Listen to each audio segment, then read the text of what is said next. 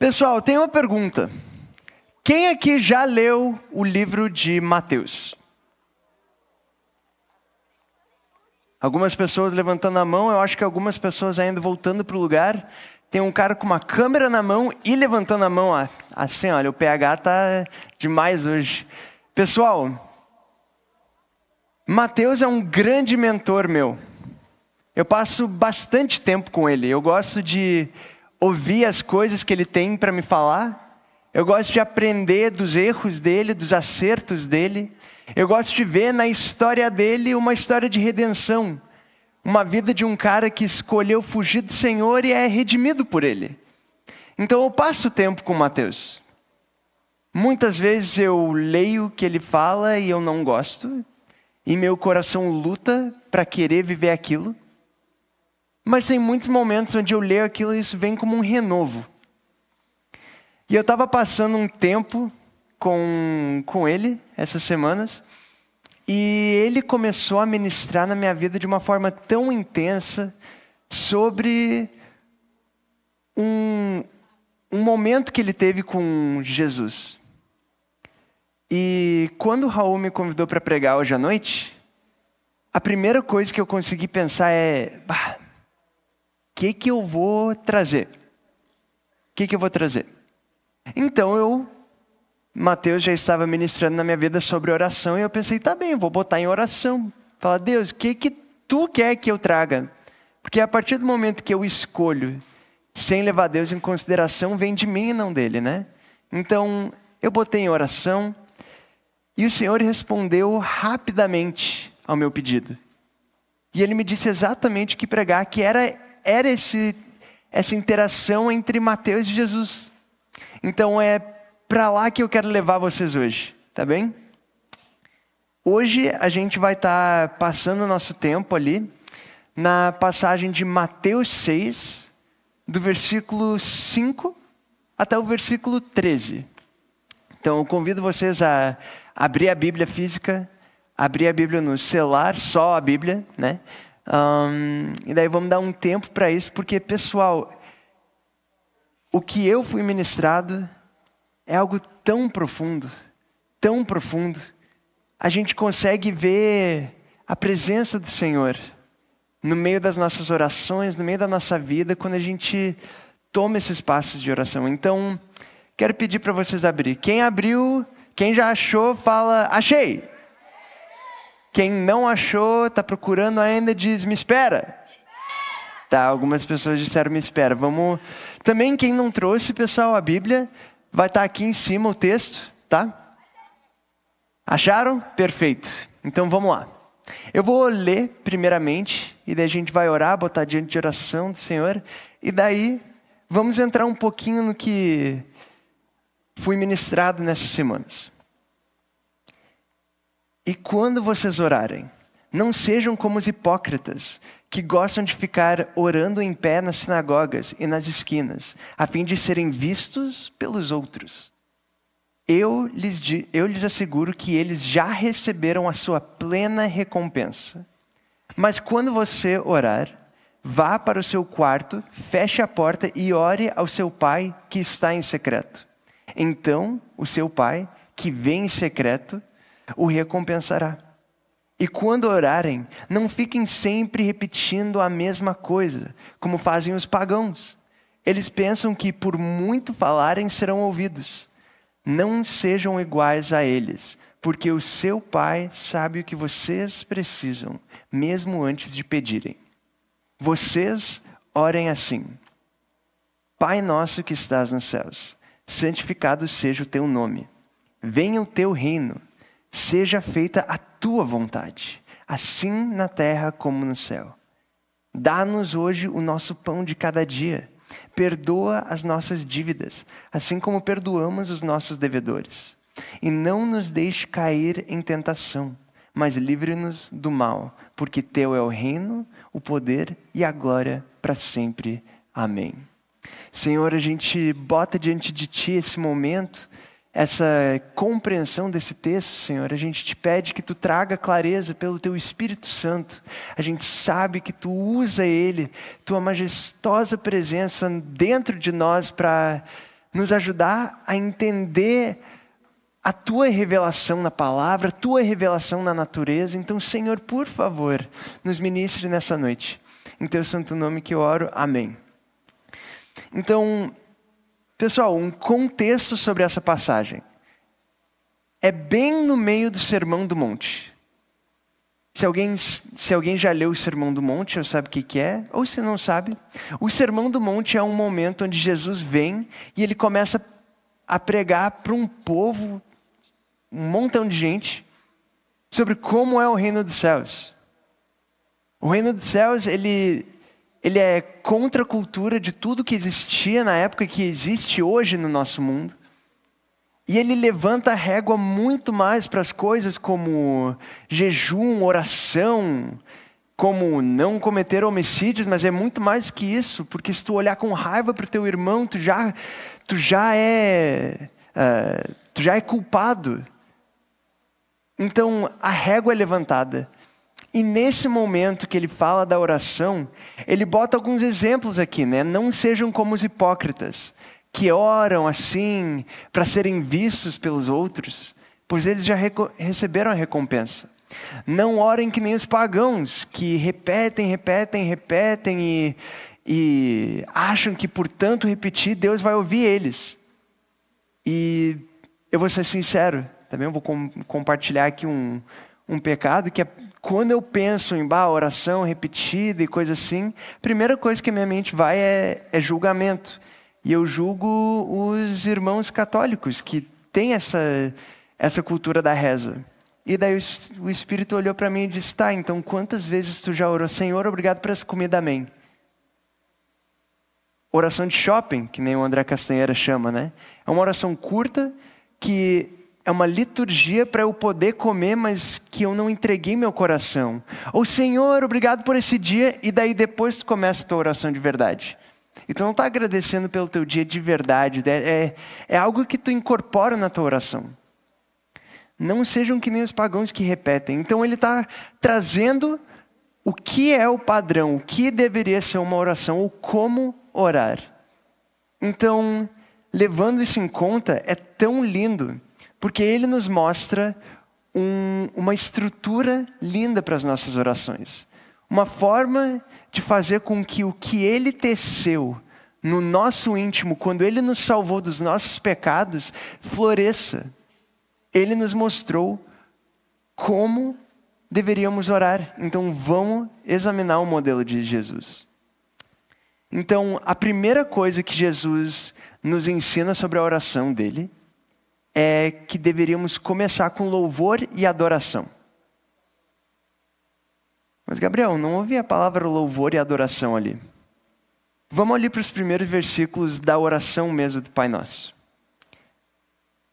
Vocês devem orar assim: Pai nosso que estás nos céus, santificado seja o teu nome. A primeira coisa que ele diz é quando tu ora para o Pai. E ora santificando o nome dele. Isso é tão belo, tão lindo, porque, eu vou ser sincero, a primeira coisa que vem no meu coração quando eu oro, geralmente a oração tende a vir mais frequente na minha mente quando eu estou precisando de algo, né? Eu estou passando por uma necessidade, ou eu tenho um amigo doente, e essas coisas não são ruins. Mas a nossa postura não pode ser de chegar a Deus e sempre pedir, como se a gente não tivesse louvor e adoração e gratidão de reconhecer da presença dele. Quando oramos, o nosso primeiro pensamento precisa ser de adorar o Senhor. Chegar na presença dele e dizer: Deus, tu é majestoso, tu é o meu Pai. Além do mais, quando a gente ora dizendo: Pai nosso que estás nos céus, e por que essa oração era tão significante na época de Jesus? Quando a gente ora dizendo: Pai nosso que estás nos céus, a gente ora algo que todo mundo, todos os discípulos, a passagem paralela dessa em Lucas é uma ministração só para os discípulos, né? Jesus está falando diretamente com os discípulos e eles perguntam como devem orar. E Jesus diz: orem assim: Pai. Porque até aquele momento, além de Jesus, ninguém tinha se atrevido a chamar Deus de Pai. Então, quando a gente ora dizendo Pai nosso que estás nos céus, a gente declara para o mundo espiritual quem é o nosso Pai. A gente declara a nossa identidade. A gente declara que o inimigo não tem poder sobre a nossa vida, porque a gente tem um bom Pai, um poderoso Pai que conhece tudo, que está em todos os lugares e que tem todo o poder. Então é por isso que começamos nossa oração glorificando ao nosso Pai, entendendo que somos filhos dele. A segunda, então, para botar numa linguagem um pouquinho mais contemporânea, talvez a gente poderia começar uma oração assim: Pai, Tu é incrível. Eu sei que Tu me chama para ser filho. Sou muito grato por isso. Uma oração simples.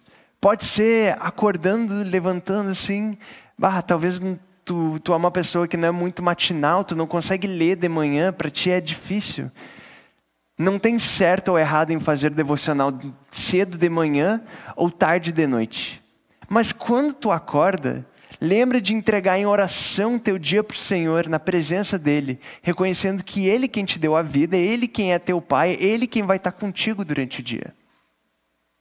A segunda coisa, então, que eu fui ministrado nesse texto, a segunda forma, a segunda parte dessa estrutura, é que a gente precisa pedir pelo reino e pela vontade de Deus. Então peça pelo reino, pela vontade de Deus. A oração que a gente está analisando começa com a estrutura de louvor e adoração e gratidão, e depois vem por pedir o reino de Deus, que a vontade dele seja feita. Quando pedimos que o reino de Deus venha, a gente precisa entender um pouquinho sobre o que isso significa. E um bom jeito de entender isso a fundo, leia Mateus de 5-7, onde ele está pregando as bem-aventuranças, o Sermão do Monte, todo aquele momento onde ele está ensinando como o reino dos céus é diferente do reino da terra. É muito profundo o que Deus tem para falar ali. Mas quando a gente pede para o reino de Deus vir, a gente precisa entender o que isso significa. No reino dos céus, a cura em abundância, a paz, a misericórdia, a graça. E no reino dos céus, tudo e todos se submetem à vontade de Deus. Então, quando a gente diz que seu reino venha e que sua vontade seja feita, a gente precisa levar em conta que isso significa que o reino dele vai vir e que vamos ter que submeter nossas vontades a Deus. Essa oração ficou um pouquinho mais difícil, né? Porque antes era só um mantra legal de Senhor, teu reino venha, isso aí, tua vontade seja feita, a menos que signifique que eu tenho que largar a carreira que eu queria. Isso não funciona no reino dos céus, porque no reino dos céus tudo se submete à vontade de Deus. Parece que essa oração fica mais difícil, mas quando a gente submete nossos planos terrenos à vontade de Deus, a gente descobre que Deus tem planos muito maiores, muito melhores para a nossa vida do que nós poderíamos imaginar. A gente não sabe os planos de Deus porque eles estão na mente e no coração dele. Em Isaías 55, 8 e 9, Deus fala: meus planos são mais altos que seus planos, meus pensamentos mais altos que seus pensamentos. Então, a gente muitas vezes não consegue ver a submissão de sonhos e vontades como algo bom, mas quando a gente entende que vai ser muito melhor do que a gente está imaginando, isso se torna mais leve.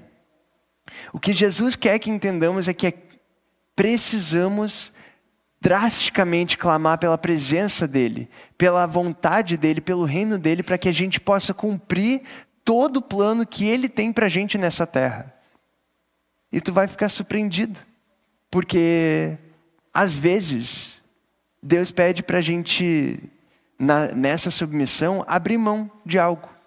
às vezes Deus pode pegar isso que tu achava que ia ser só teu sustento ou só algo, e Ele usa isso para o reino. E Ele te dá o privilégio de fazer o que tu já tinha no coração, mas para Ele e não para ti. E isso é lindo de ver. Eu estava conversando com a Nath, foi ontem. A gente estava sentado no sofá, conversando e orando. E eu me deparei com algo pessoal na minha vida, mas que permeia as nossas vidas, né? Permeava a minha vida, a vida dela. Que geralmente quando eu inicio uma oração, eu falo tudo que está no meu coração. Eu falo minhas vontades, meus desejos, tarará, tarará, eu falo tudo. Deus, eu quero isso, eu quero aquilo. Eu não sei, eu quero essa casa, eu quero morar lá. Mas seja feita a tua vontade. Eu quero isso. Meu coração está se entregando a isso, a tudo isso. Eu quero isso. Mas seja feita a tua vontade. Como se a gente entrega a vida e o coração e a mente a tudo que a gente deseja. E o segundo plano é, mas Deus, tu pode fazer o que tu quiser. Tu pode tocar nisso. Mas na realidade o nosso coração não está entregando. Nosso coração fala isso de novo, por uma liturgia talvez. Talvez é porque a gente leu um dia que Jesus estava orando e disse, Senhor, afasta esse cálice de mim, mas que seja feita a tua vontade. A gente pega essa oração específica de Jesus no momento de grande sofrimento, no momento de grande entrega. E a gente toma isso para a nossa vida, para Deus, eu quero meus planos, mas seja feita a tua vontade. É duas situações 100% diferentes. Então a gente aprende aqui a glorificar a Deus e adorar o nome dEle em gratidão e a submeter nossas vontades, a vontade ao reino dEle. Imagina que nesse tempo você se encontra pensando na faculdade. Quem é que está pensando na faculdade que vai cursar? Tem alguns que já estão trilhando esse caminho, tem alguns que estão chegando nos 18 anos e já está assim, olha, está tudo posicionado, está tudo pronto. Tem alguns que estão pensando, já estou ficando com 18 anos, já vou pegar um trampo, já vou começar a namorar. Essa pessoa aqui é interessante, mas Deus, seja feita a tua vontade, né? Mas se for da tua vontade, né? E a gente começa a orar assim. Mas imagina se a gente pudesse orar dessa forma. Continuando aquela nossa oração, né? Senhor, sei que seus planos são melhores do que os meus. E a tua vontade é o meu bem. Então quero clamar pela vinda do seu reino. E que acima da minha vontade seja feita a sua. Ressignifique minhas paixões e minhas vontades. Deixa eu te dizer que quando você entrega para o Senhor suas paixões e suas vontades, Ele te entrega tudo o que tu deseja. E não porque Ele vai te dar tudo. Não, é porque suas paixões e vontades vão estar alinhadas com a missão que Ele tem para a tua vida. Mas isso vem com a submissão das suas vontades e paixões ao reino e à vontade dEle. A terceira coisa dessa estrutura que eu vejo é apresente seus pedidos ao Pai. Porque chegamos no momento de adorar e glorificar, submeter as vontades, mas e o que a gente faz com a parte do dai-nos todo dia o nosso pão e perdoa nossas ofensas, assim como nós perdoamos? Vamos lá. Dá-nos hoje o pão nosso de cada dia. Perdoa as nossas ofensas, como também temos perdoado aqueles que nos ofendem. E não nos deixe cair em tentação, mas livre-nos do maligno. Pois teu é o reino, o poder e a glória para sempre. Amém. Então começamos louvando, começamos agradecendo o único nome que merece adoração, que é Jesus. Clamamos pelo reino de Deus e sua vontade. Chegamos no momento de pedir coisas a Deus. Jesus ensina ainda, né? O meu mentor, ele vai escrever no capítulo 7. Para quem não pegou aquela analogia do mentor, é Mateus, tá? Ele é um mentor meu. E no capítulo 7 ele escreve, né, sobre isso. Mas para estudar para essa pregação, eu estava lendo uma Bíblia de estudos e uma coisa muito interessante saiu para mim. Eu estava lendo o seguinte: Jesus ensina que é apropriado suplicarmos a Deus com persistência fervorosa.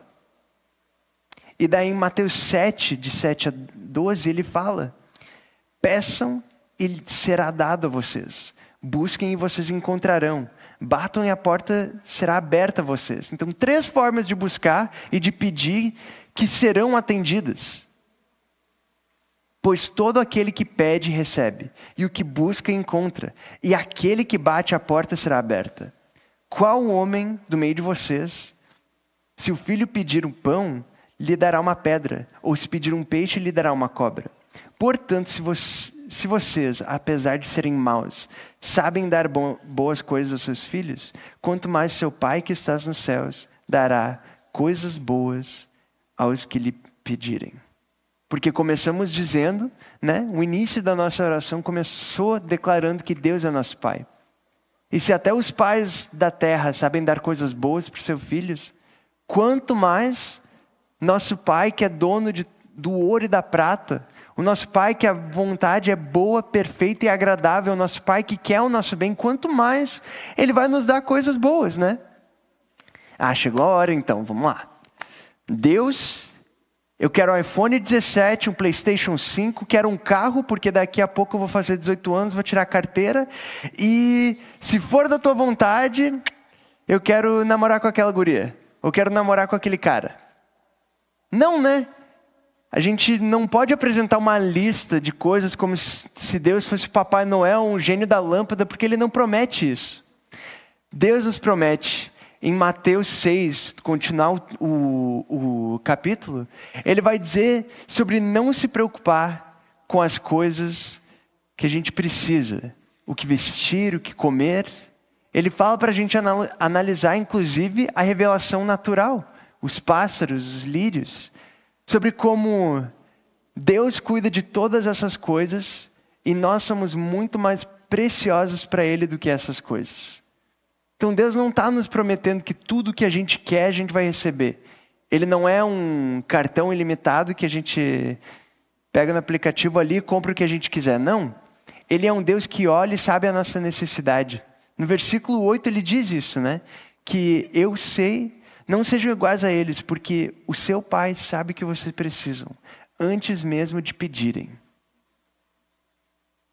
Mas então como conciliar isso, né? Que a gente acabou de ler? Que todo aquele que pede ao Senhor recebe. Continuando o que eu li na Bíblia de Estudo, ele diz: no entanto, devemos lembrar que nem sempre sabemos o que é melhor para nós, mas Deus sabe. Versículo 8. Por isso, pode negar os nossos pedidos específicos quanto ao modo também como eles serão supridos. Quando Deus não nos concede o que pedimos, muitas vezes isso significa que Ele tem algo melhor para nós. Ou muitas vezes significa que Ele estava privando a gente de sofrer alguma coisa pior por receber aquilo. Minha filha Olivia tem 8 meses agora. E se ela me pedir? Americanos começam a dar coisas assim para os filhos bem cedo, tá? Então se ela me pedir um canivete, uma faca, ou a minha amiga, por exemplo, de 8 anos, que ganhou a primeira espingarda com 8 anos, né? Se ela me pedir algo assim, eu seria um bom pai por atender esse pedido? Não. E Deus, Ele não é só o nosso Pai, mas Ele é nosso bom Pai. Então, se Ele está dizendo não, é uma resposta positiva, né? A palavra de Deus fala que Ele vai responder positivamente a toda súplica feita na presença do Senhor. Mas Ele também diz que Ele sabe o que é melhor para a gente, que os planos dEle são maiores para a gente. Então, se Ele diz não, é para o nosso bem. Se Ele diz espere, é para o nosso bem. Se Ele diz sim, também é para o nosso bem. E glória a Deus. É muito bom quando o que a gente quer e o que Deus quer casa, né? Muito bom. Então, seguindo na nossa linha de oração, eu queria completar ela e mostrar para vocês como seria uma oração nesse modelo, mas para a nossa geração de hoje. Pai, Tu é incrível. Eu sei que Tu me chama para ser filho. Sou muito grato por isso. Senhor, sei que seus planos são melhores do que os meus e que a tua vontade é o meu bem. Então quero clamar pela vinda do seu reino e que acima da minha vontade seja feita a sua. Ressignifique minhas paixões e minhas vontades. Mas se for da tua vontade, eu quero este desejo no meu coração. Eu tenho esse desejo no meu coração. Se for da tua vontade, eu tenho isso ardendo no meu coração, Senhor. Eu não sei se vem de ti, mas se vem, então faça acontecer. E se não vem, tira de mim. Mas se não for, se for da tua vontade, Deus, amém. Mas se não for da tua vontade, amém também. Pois eu sei que ela vem de uma vontade, a resposta vem de uma vontade que é boa, perfeita e agradável. Em nome de Jesus que eu oro, amém. E uma coisa linda acontece quando a gente ora uma oração de louvor e adoração a Deus, submissão aos planos e à vontade, ao reino dele, e de pedidos ao Senhor, e finalizando ela com uma coisa muito importante. Tão importante quando começar bem é terminar bem, né? Então precisamos terminar a oração com em nome de Jesus, porque é esse nome que tem todo o poder e toda a autoridade sobre os céus, sobre a terra, sobre os espíritos, sobre anjos, sobre tudo. É o nome de Cristo, é o nome de Jesus. Então precisamos terminar nossas orações assim. E uma coisa linda e poderosa acontece quando a gente ora dessa forma. Quando oramos uma oração poderosa assim, nós tocamos a onipresença do Senhor. Levanta a mão e vamos fazer um símbolo de 3, também é 3 coisas.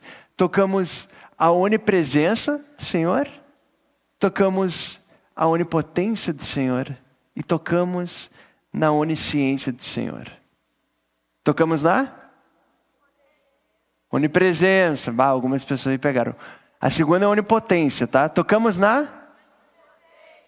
E tocamos na? Não, o terceiro é a onisciência. É que eu já mudei para o 3. Tá.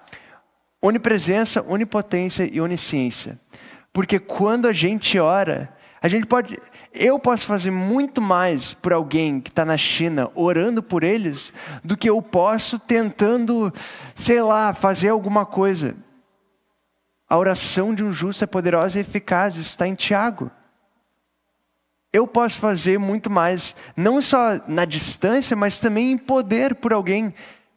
As palavras do Gabriel nunca curaram uma pessoa.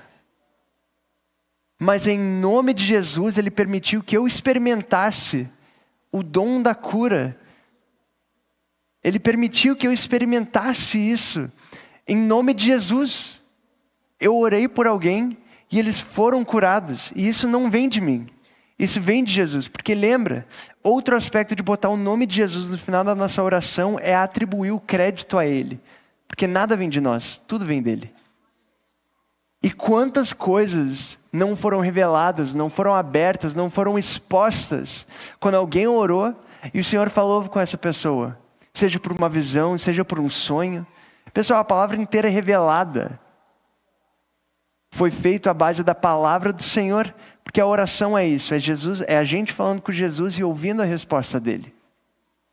Então, eu queria trazer um exemplo de um grande homem de oração, que é o George Mueller. Ele tem relatos, ele tem nos diários dele relatos de mais de 50 mil pedidos de orações que foram respondidos. E desses 50 mil pedidos de orações respondidos, por volta de 30 mil deles foram ou no mesmo dia ou na mesma hora. De que forma nós poderíamos receber isso se não por meio da oração? Eu lembro de muitos momentos na minha vida em que eu tive que orar e o Senhor me respondeu na hora. Inclusive para escolher pregar esse assunto, eu recebi o convite para pregar. Eu orei ao Senhor o que eu deveria pregar. Não deu 10 minutos, Ele respondeu o que eu deveria pregar. Foi um ciclo muito lindo, porque eu pude ter uma experiência de realmente ver a resposta de oração na hora. Deus está pronto para ouvir as nossas orações poderosas e responder positivamente a elas. Eu quero terminar com uma visão do que realmente é a oração. De todos os meios humanos que Deus emprega para realizar o seu plano eterno, a oração, sem dúvida, é um dos mais poderosos e eficazes, pois pede ao Deus Todo-Poderoso que haja em nosso favor. Vou repetir isso. A oração, de todas as formas que Deus usa pessoas para realizar o plano dele, a oração é uma das formas mais eficazes, mais poderosas. Porque diferente do nosso servir, diferente do nosso construir, do nosso doar, quando a gente ora, a gente está pedindo diretamente ao Deus Todo-Poderoso que criou os céus e a terra. A gente está pedindo que Ele haja em nosso favor, ou que Ele haja em favor de outra pessoa. Não tem poder maior do que isso. Então, amontoado, eu quero que vocês fechem os olhos agora, e a gente vai orar.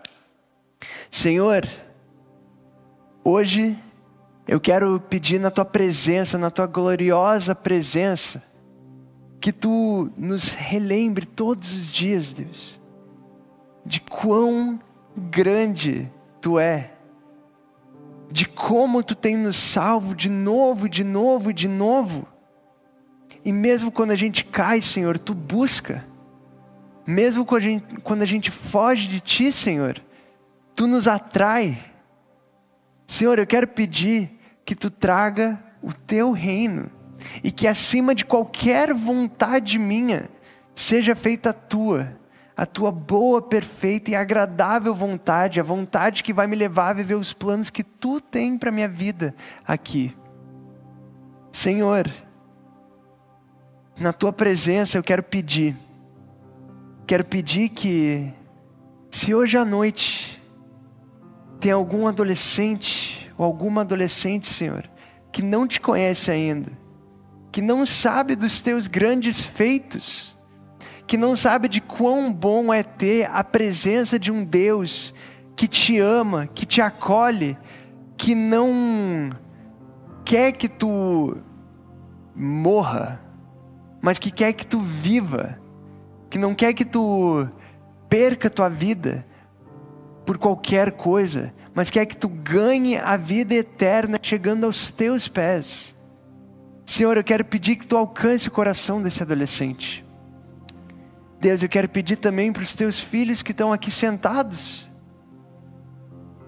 Eles têm planos, eles têm ambições, eles têm desejos, mas Tu és soberano.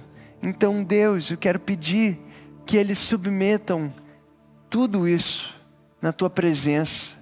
Submetam isso debaixo da Tua vontade, sabendo que o que Tu tem para eles é mil vezes melhor.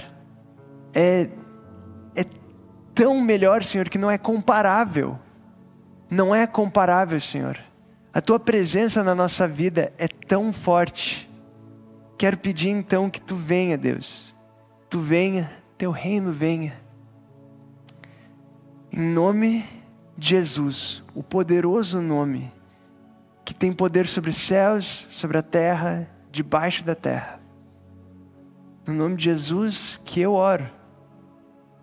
E o amontoado diz, amém. Amontoado, iniciem o dia de vocês em oração. Eu acho que todos vocês lembram uma lição que o Raul nos deu, né? Que tudo que começa na presença de Deus, termina em sua... Tá, então vamos mais forte, né? Tudo que começa na presença de Deus...